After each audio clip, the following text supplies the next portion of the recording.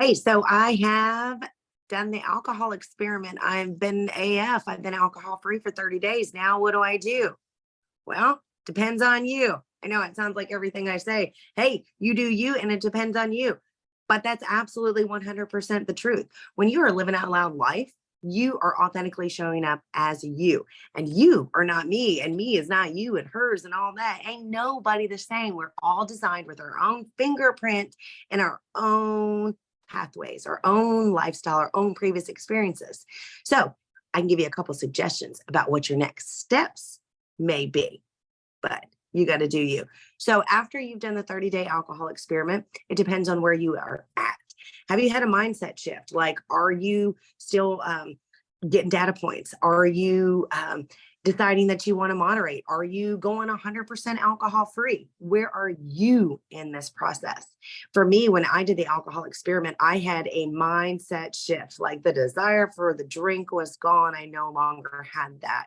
And so I had to get back into practicing how to live a lifestyle alcohol free.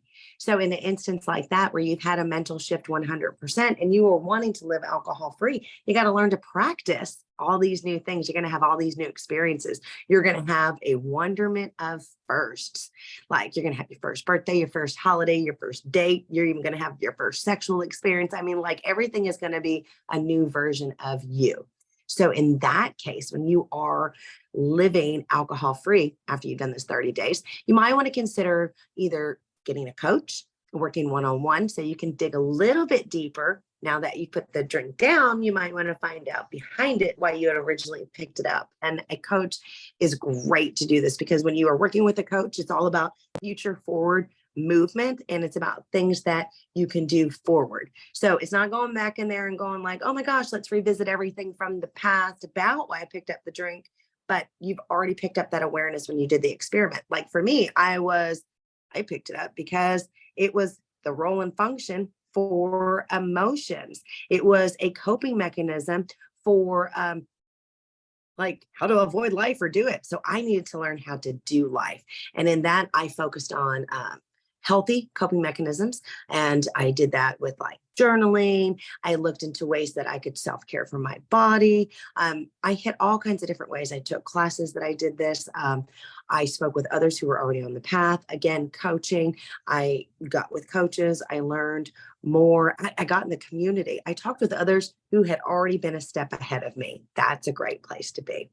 Another thing, again, you can keep going forward in the process. If you have already done the alcohol experiment, you might want to consider the next program. If you're still kind of looking of like, hey, I've done some data points and I'm not really sure what I want to do with it yet, then you can go into different programs and you can pick a path that way and get more into the awareness part of it. You get to dig deeper into the substance, dig deeper into yourself, get more knowledge, learning, and working with others. So again, that's why I say it's kind of an open-ended question. Like, I'm AF, what are my next steps? It's a very individualized process, but that is the coolest thing about this Naked Mind methodology. And when you are living out loud life this way, we get to get very customizable. Is that a word? Did I say it right? It's all about you, and it's about how you want to go forward. And so it would be very specific, case by case. So any way that you go, I do suggest that you get with a coach, give them an opportunity to be with you and you with them, and sit down and just get a few questions answered, see where you want to go, start creating a plan and work the plan, and then trust the process.